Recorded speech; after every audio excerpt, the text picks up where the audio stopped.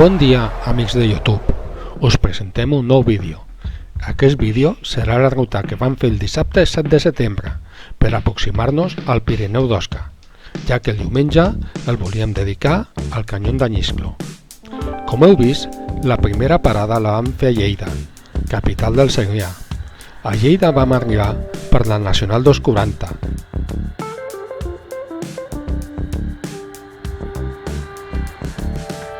Després de passar el pont del Príncep de Viana, vam traspassar Lleida i ens vam tornar a incorporar a la N240.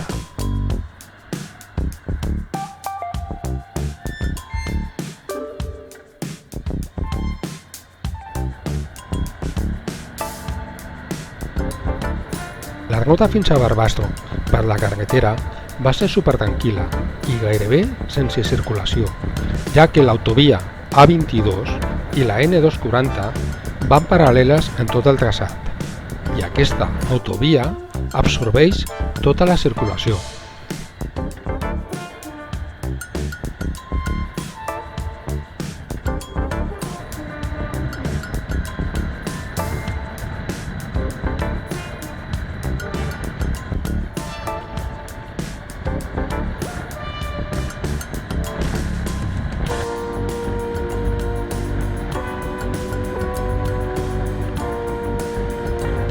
Arribant a Barbastro, vam veure aquesta cartellera que avisava de que el pas de Bielsa a França estava tancat, però fins que no vam arribar a Voltanya i vam preguntar, no vam saber per què.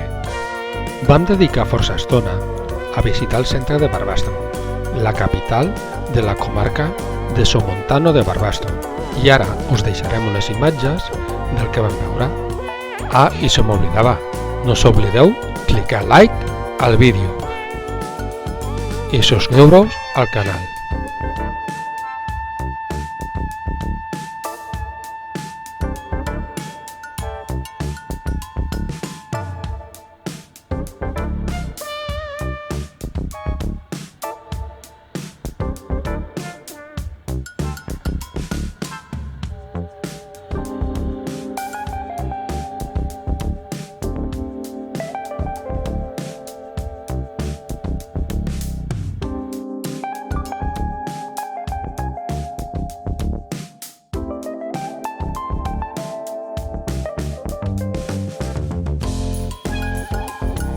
La nit anterior, de divendres a dissabte, ja vam dir que havia plogut molt al Pirineu central, i això es podia veure al riu Vero, que baixava tot ple.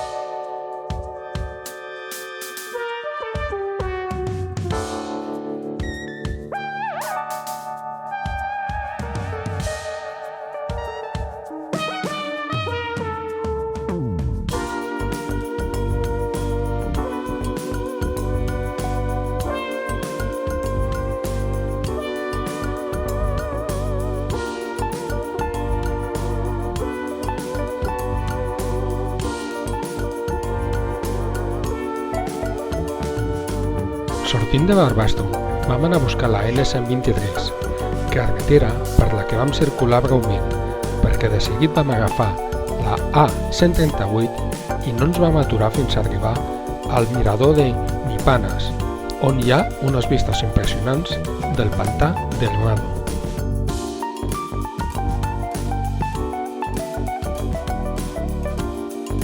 La nostra següent parada la vam fer molt seguit, ja que tot el que volíem visitar ja estava molt a prop, i va ser les vistes a peu de carretera del barranc d'Avizanda i el poble Avizanda, municipi de la comarca de Sobrarbe. Com sempre, el nostre viatge el vam fer amb la Moto Guzzi V85 TT Travel. Aquest viatge el vam fer just quan vaig passar la revisió dels 10.000 quilòmetres, i amb aquests quilòmetres jo us puc dir totes les sensacions que he tingut des de que vam comprar la regatxa. Començaré pels problemes que he tingut, i només ha estat un. Un dia, tornant d'una ruta, se'm va destivar totalment l'embrague. El motiu no el sé, potser va estar alguna vibració, algun batxe, etc. El vaig tornar a ajustar i no ha tornat a passar mai més. Respecte a les vibracions, que molta gent es queixa sense conèixer la marca, per mi són inapreciables. A part de que aquesta part de vibracions i sorolls que pots no conèixer són característics de la marca i són part del seu caràcter. Respecte al seu comportament per carretera, justament aquest tipus de carretera és el seu hàbitat natural.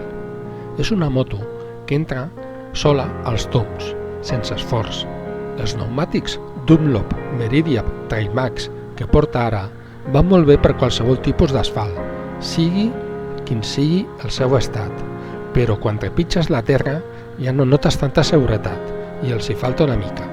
A la pregunta que em van fer una vegada si em tornaria a comprar aquesta moto seria sí, sense dubtar-ho.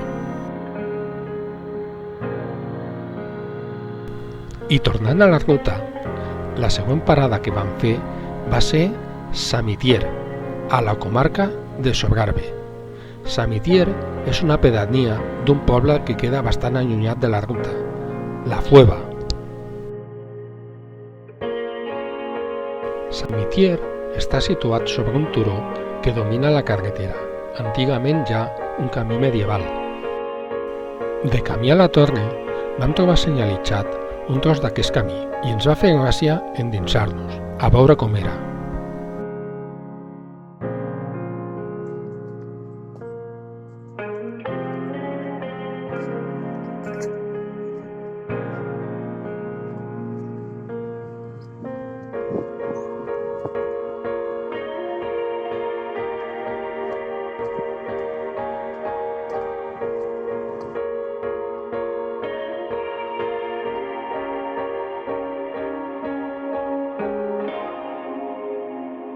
Ja quan vam arribar a la torre de Sant Vicente, vam poder veure la situació estratègica d'aquest enclavament.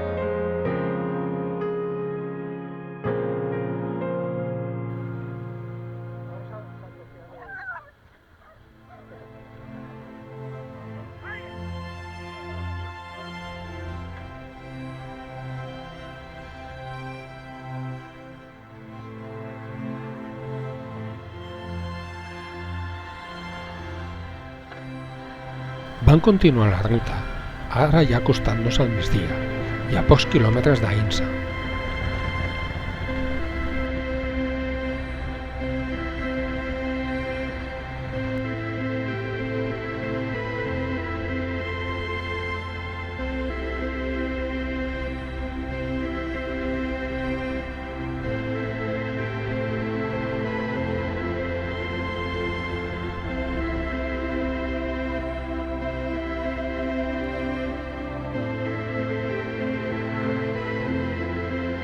Com que anava molt bé de temps, vam agafar aquest tram de carretera antic, ara sense nomenclatura, la carretera que passa a prop del poble de Coscojuela de Sobrarbe, un tram de carretera, com ja podreu veure, amb l'asfalt molt trencat.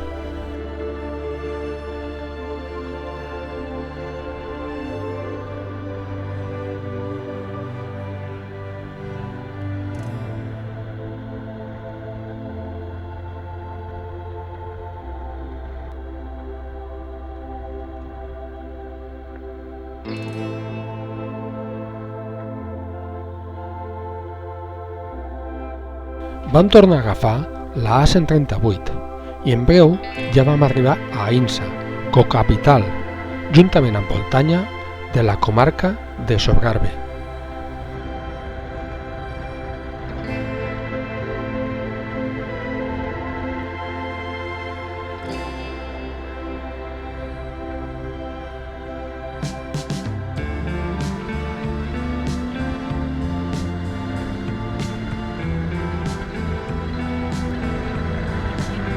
A l'arribar a Insa, vam tornar a veure una altra cartellera que informava de que el pas de Bielsa a França estava tallat. Ja a Insa vam parar a dinar. A Insa és un municipi molt turístic i amb molts serveis que fàcilment pots trobar restaurants de tots els gustos.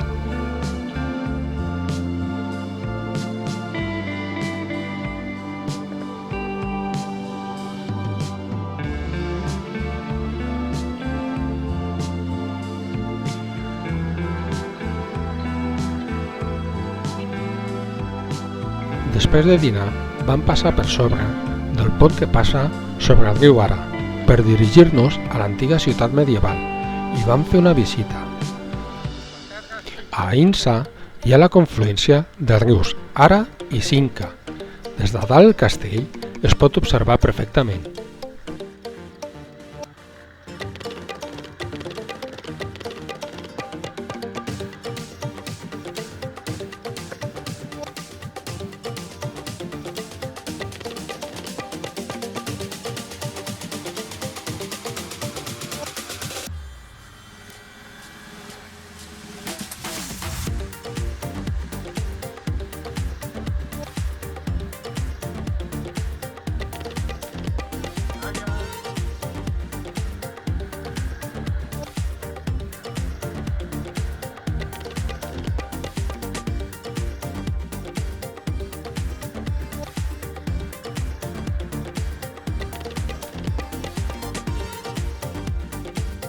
A dalt al turó del castell ens van trobar tot un pàrquing ple d'estacionament de zona blava per a cotxes i sense estacionament per motos, i ens les vam haver d'ingeniar per aparcar amb seguretat.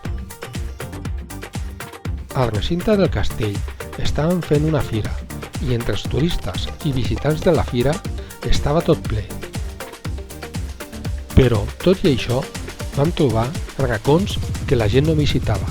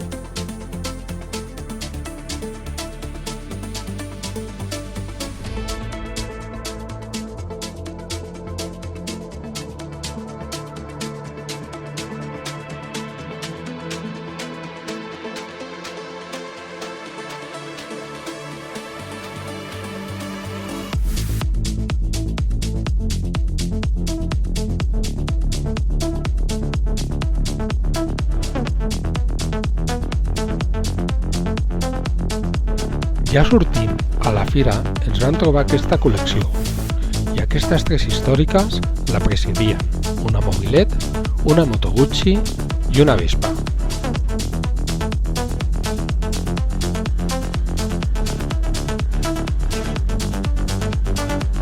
Vam baixar del castell i en lloc d'anar directes a Voltanya per la N260 vam agafar un fragment de la carretera A2205.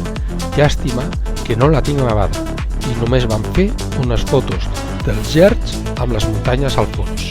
En breu vam arribar a Voltanya, ens vam instal·lar a l'hotel i vam dedicar la tarda a visitar el poble.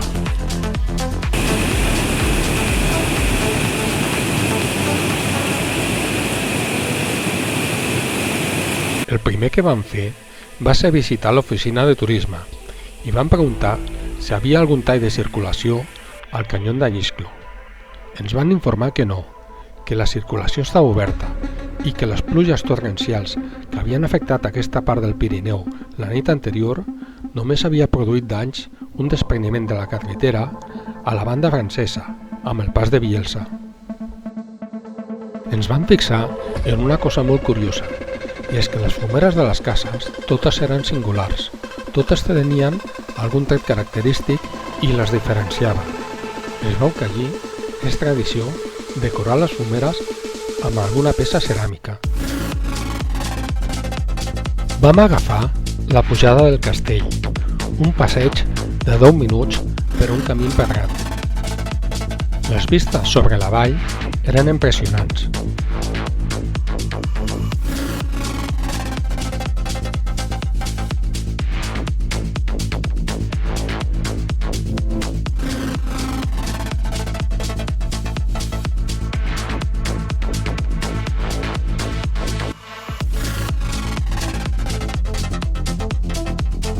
A dalt del turó ens vam trobar l'ermita de Santa Lucía.